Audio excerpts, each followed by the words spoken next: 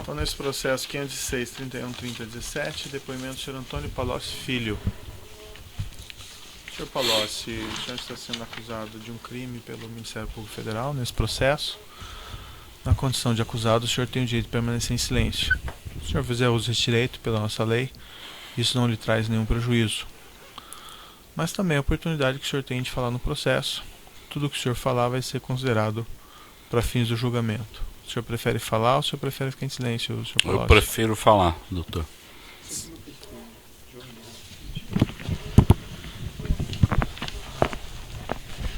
Excelência, como havia sido estabelecido no início da instrução, a defesa do ex-presidente Lula apenas gostaria de saber, para melhor se posicionar ao longo da audiência, se existe algum acordo de colaboração em curso e qual seria o status, eventualmente, das negociações. O Ministério Público pode esclarecer? Pois não. Nós não temos acordo de colaboração firmado com o réu aqui presente. Ele nos procurou, nós estamos conversando, mas nós não temos nada prometido, nem assegurado, nem garantido, nem ele nos trouxe elementos de prova que estão sendo utilizados em qualquer momento. Era o que eu poderia esclarecer. Tá certo. Então, repetindo, o senhor tem esse direito ao silêncio, certo? E a oportunidade que o senhor tem de falar no processo também, independentemente de acordo ou sem acordo, enfim. Sr. Palocci, eu vou fazer uma inquirição mais restrita aqui, objeto dessa acusação específica. Há uma referência na acusação de que a Odebrecht teria adquirido esse imóvel na rua Haberbeck Brandão, isso em 2010, para utilização pelo Instituto Lula. O senhor participou de alguma maneira desses fatos? Acredito que tenha tido uma participação relativamente próxima dos fatos, Excelência.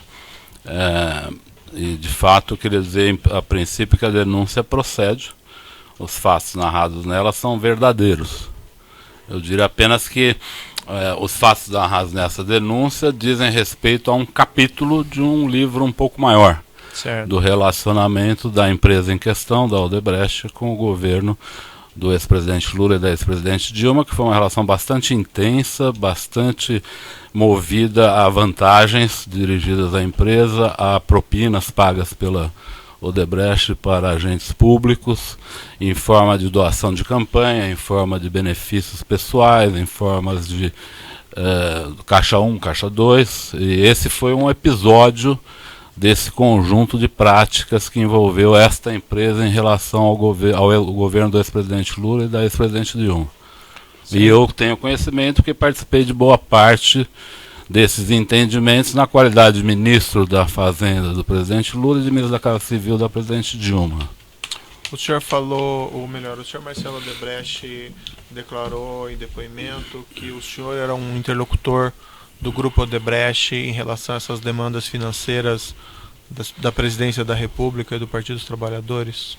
Eu não era um interlocutor de demandas financeiras, era um interlocutor da empresa para o conjunto da relação da empresa com o governo, não só assuntos relativos a contribuições da empresa, mas a metas da empresa, desejos da empresa junto ao governo. A empresa Odebrecht é a maior das construtoras do país, e ela atuava em praticamente todas as áreas mais importantes do governo. Então ela atuou desde o início do governo do presidente Lula. Eu os conheci antes do governo, eu estive com eles desde 94, quando o presidente Lula os conheceu em algumas oportunidades.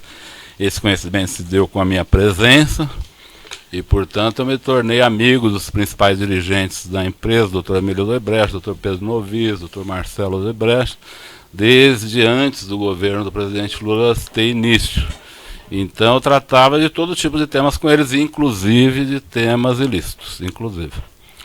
O senhor Marcelo Odebrecht, na verdade isso foi aprendido antes do senhor Marcelo Odebrecht apresentar, mas isso que foi discutido nesse processo e também no processo anterior, que é uma planilha informal do senhor Marcelo, de nome Produção Programa Especial Italiano, e que retrata aqui cerca de créditos de 200 milhões nessa planilha que teriam vamos dizer, segundo o senhor Marcelo Bahia Odebrecht, seriam valores que eram administrados com o senhor. Isso procede, não procede? O senhor pode me esclarecer? O Marcelo não falou nenhuma mentira, doutor, mas as coisas, do meu ponto de vista, ocorreram de forma diferente. Se o senhor me permitir, eu gostaria de explicar como chegamos nisso. Perfeito. Se o senhor me permitir me estender alguns minutos, pode ser? Claro. Na verdade, durante o primeiro e segundo governo do presidente Lula, as relações da Odebrecht com o governo foram muito fluidas.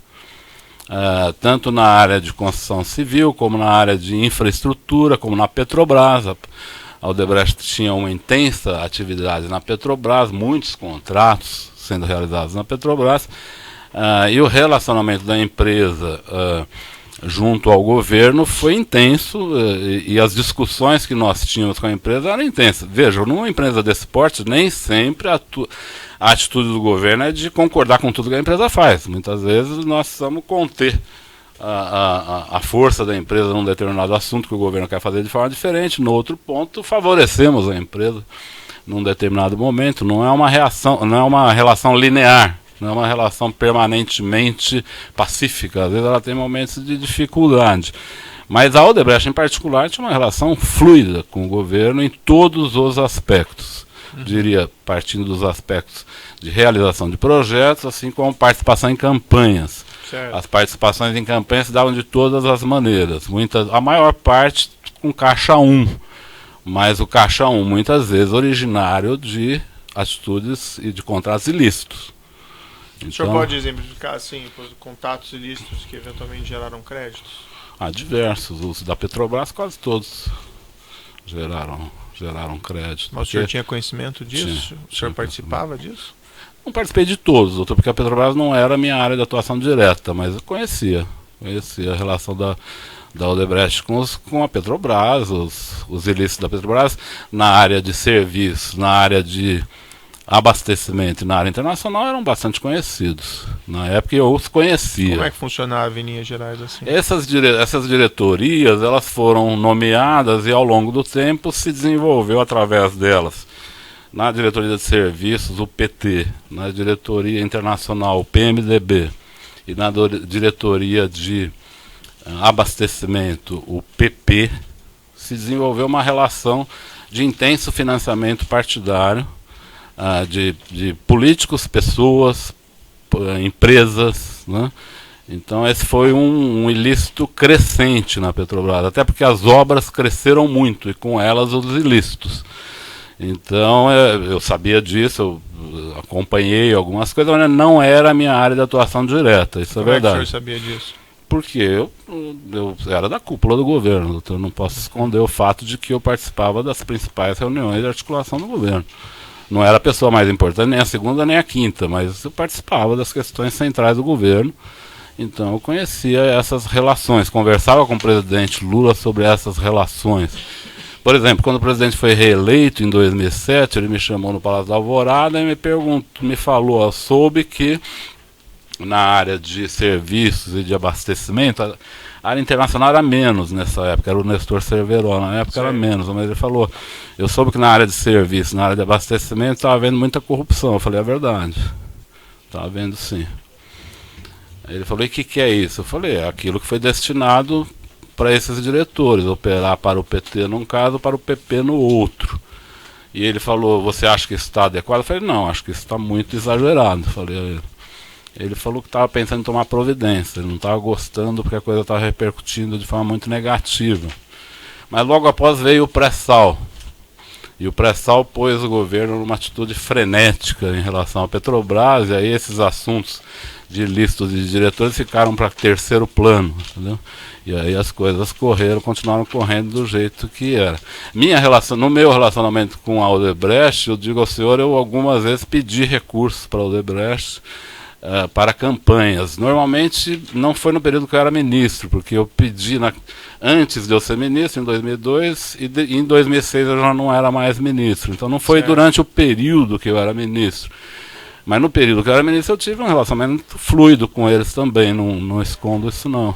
Esse recurso de campanha, inclusive para as campanhas presidenciais? Principalmente para campanhas. Eu praticamente só atuava em campanhas presidenciais e para campanhas minhas. A Odebrecht também fez doações para campanhas minhas, a meu pedido. Na última campanha que eu fiz para deputado federal foi em 2006. Eu até antes de vir aqui chequei no TSE se tinha alguma doação legal no meu nome e não tinha. Se não tinha doação legal, eu lhe garanto que teve doação ilegal. Porque a Odebrecht não deixaria de doar para uma campanha minha, eu tenho certeza que ela fez doações importantes para mim também. Mas a Odebrecht fazia doações fortes na campanha. Como eu lhe disse, nessa planilha, muitos valores dela são valores pagos com bônus, com recibos. Sim. Mas a origem dos recursos nem sempre eram lícitas. O senhor Marcelo Odebrecht declarou, não só ele, que recebeu algum desses pagamentos, ou melhor, algum desses pagamentos foram feitos em depósitos no exterior em favor do senhor João Santana. Isso ocorreu mesmo? Eu nunca soube disso, doutor, porque deixa eu lhe dizer, quando eu peço um recurso para o Odebrecht, eu nunca peço, me faça um pagamento no exterior para tal pessoa, eu nunca fiz isso. Eu dizia a ele, olha, contribuam com a campanha do presidente Lula ou da presidente Dilma. Aí falava, estão pensando num valor de 50 milhões. Eu falava, pode ser, depois mais tarde eu voltava lá, quem sabe um valor de 60 milhões. E digo uma coisa aqui, é importante, se o senhor me der mais um minuto, eu ressaltar um aspecto fundamental do relacionamento da empresa com o governo. Esse relacionamento sempre foi fluido e foi na base de confiança. Eu nunca tive, até o final do ano de 2010, nenhum valor estabelecido com o Marcelo Odebrecht. Nunca tive. Porque tudo que eu pedia, eles atendiam. Sim. É lógico que eu também não pedia coisas absurdas. Eram coisas relativas ao relacionamento, não lícito, mas ao relacionamento de uma grande empresa com o governo. Mas eles nunca recusaram, então eu não tinha valores estabelecidos com o Marcelo Odebrecht. Em 2010 ocorreu uma coisa estranha, porque a empresa do Odebrecht se mostrou muito tensa com a posse da presidente Dilma. E uma tensão que eu diria desproporcional, uma tensão muito grande, porque havia uma razão para isso. No evento das hidrelétricas do Rio Madeira, onde a Odebrecht foi a realizadora do projeto, o senhor sabe que na área elétrica as empresas privadas fazem o projeto em parceria com as empresas públicas, não é? Elas desenvolvem o projeto e colocam em licitação, diferente de outras áreas onde é o governo que faz os projetos. Na área elétrica, as empresas fazem o projeto junto com empresas públicas e apresentam o projeto em licitação. Se elas ganham, a mesma empresa que fez, ela toca o projeto porque ela já investiu naquele estudo. Se ela perde, quem ganha a licitação paga para ela pelo estudo feito. Isso é normal, há décadas, isso é assim, não me parece fonte de problemas reais, os problemas são outros, na verdade, não é? E a Odebrecht, por ter feito o estudo do Rio Madeira, que gerou a ideia e o projeto de 2 hidrelétricas ali, ela tinha uma vontade imensurável, uma vontade incontrolável de realizar as 2 usinas. E a ministra Dilma, na época, ministra da Casa Civil, foi uma barreira fundamental ao Odebrecht, que ela não queria que o Odebrecht fizesse as 2 empresas, as 2 usinas. Ela achava que era uma concentração de obras inadequada.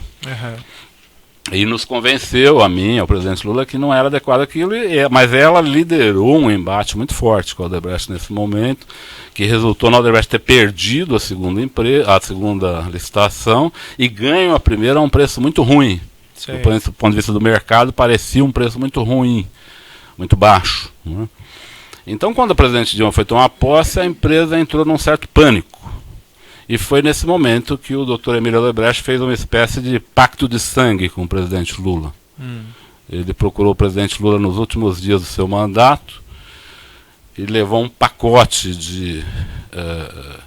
de propinas para o presidente Lula, que envolvia esse terreno do Instituto, que já estava comprado, e o seu Emílio apresentou ao presidente Lula, o sítio para uso da família do presidente Lula, que ele já tinha feito, já estava fazendo a reforma em fase final, e ele disse ao presidente Lula que o sítio já estava pronto, e também disse ao presidente Lula que ele tinha à disposição dele para o próximo período, para ele fazer as atividades políticas dele, 300 milhões de reais.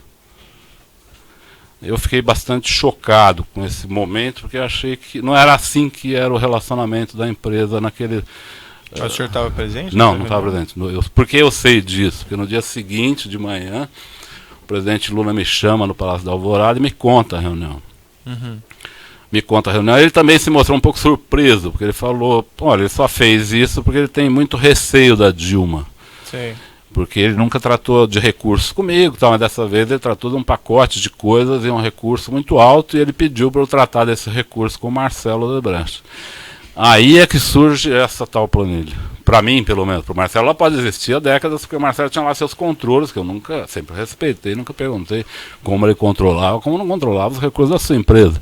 Sei. Mas nesse momento eu vou ao Marcelo e digo, Marcelo, o que está acontecendo? Por que seu pai levou uma reserva desse tamanho? Nós nunca falamos em tamanho de reservas, de conta corrente, nunca falamos sobre isso. Ele falou, não, meu pai acha melhor nesse momento, pelo fato da Dilma estar entrando, estabelecer de forma clara a relação, não mais, vamos dizer, não mais no fio do bigode, como a gente fazia, não mais na fluidez da confiança, mas numa relação mais explícita e mais objetiva, porque ele tem muito medo do comportamento da presidente Dilma ser um comportamento evasivo em relação aos nossos pleitos, e isso pode colocar em risco os nossos projetos. Uhum. Eu falei, Marcelo, eu não gosto dessa ideia de conta corrente, eu acho que nunca foi assim, não sei porque vocês reservaram 300 milhões, aí ele fez uma correção. Ele falou, não são 300 milhões, são 150 milhões, meu pai se equivocou.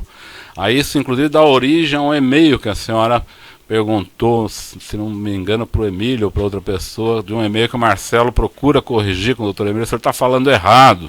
Eu li isso na imprensa, porque isso acabou saindo na imprensa. Você está falando errado, não é 300, é 200, o outro 100 já foi dado, coisa assim. Há uma discussão entre eles sobre esses valores. E aí o que acontece? Eu volto ao presidente Lula, falei, presidente Lula, acho melhor a gente esquecer essa ideia de conta corrente.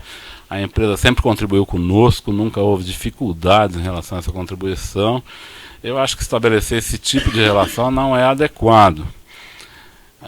Ele falou, vamos ver, tal. Dias depois, o doutor Emílio volta ao presidente Lula, isso aí numa reunião no dia 30 de dezembro de 2010.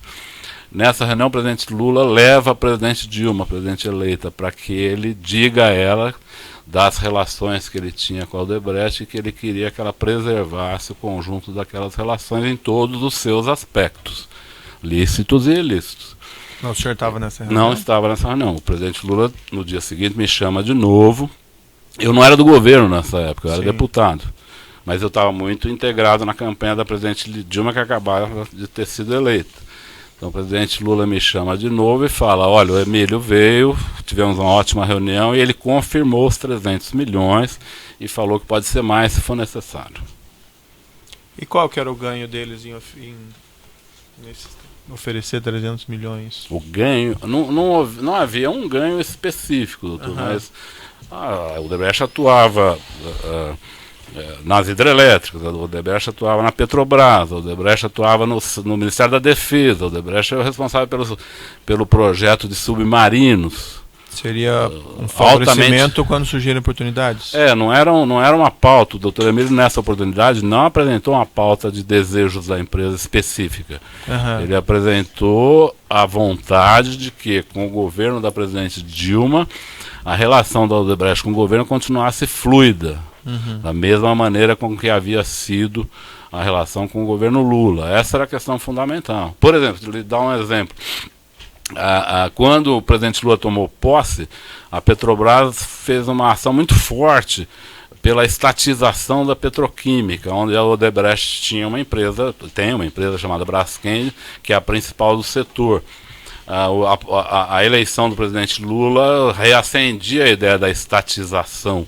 Então a Odebrecht pediu a mim para que, junto ao presidente Lula e a Petrobras, para que fizesse uma barreira de contenção a esse movimento, porque isso poderia significar a reestatização dos serviços de petroquímica, e eu trabalhei durante 2 anos nesse projeto, com relativo sucesso, com um grande sucesso. No caso do governo da presidente Dilma, tinha uma série de questões, como submarinos, a Petrobras, as sondas da Petrobras. As sondas da Petrobras eram um momento que estavam sendo discutidas, nesse período em que foi comprado esse terreno. O assunto que tinha no momento eram as sondas da Petrobras. E era uma discussão muito grande sobre o valor de contratação dessas sondas, sobre nacionalização das sondas, sobre diferentes níveis de nacionalização, sobre onde estariam esses estaleiros. Isso tudo era uma discussão que, se o governo agisse contra a empresa, os danos seriam extraordinários. Se o governo agisse a favor da empresa, os benefícios também seriam extraordinários. E o governo agiu a favor? O governo seguinte, Sim. o governo da presidente Dilma, você está perguntando? Isso, das sondas. Em diversas ocasiões, embora não faça parte aqui do processo. Se eu quiser, eu lhe dou alguns exemplos. O senhor que manda. Exemplificadamente um exemplo, por exemplo. Um exemplo, por exemplo, foi na área de aviação. Por exemplo, na área de aviação, a Odebrecht desejava muito, nas concessões de aeroportos, a Odebrecht desejava muito ter um aeroporto de porte sob seu comando, na medida em que o governo privatizou os aeroportos. O senhor conhece esse processo. E na primeira leva de privatizações, onde foi privatizado o aeroporto de Guarulhos, de Campinas, Viracopos e de Brasília, a Odebrecht foi perdedora no processo. Ela perdeu os 3. Não sei se ela disputou os 3, mas ela perdeu os 3. Talvez tenha disputado 2. Ela tinha muito desejo de ganhar a licitação do aeroporto de Campinas, e ela perdeu. E ao perder essa licitação, a Odebrecht entrou com recurso contra o consórcio vencedor dessa licitação, que era a empresa Triunfo e a empresa UTC, tentando na ANAC derrubar a decisão em favor dessa empresa Triunfo, e ela se sagrasse vencedora, porque ela tinha ficado como segundo preço do aeroporto de Viracopos. E o Marcelo Odebrecht e o senhor Alexandrino me procuraram diversas vezes nessa oportunidade para que eu intercedesse em apoio a eles, porque eu que havia nomeado o presidente da ANAC nesse momento, eles queriam que eu intercedesse no sentido de mudar o resultado da licitação para que eles fossem os vencedores como segundo colocados. Como eu não fiz isso e falei que não faria, achava inadequado fazer essa mudança, eles pediram que a gente desse uma solução. Eu fui a presidente Dilma, ela disse para que eles deviam ficar calmos, que numa próxima licitação ela cuidaria desse assunto.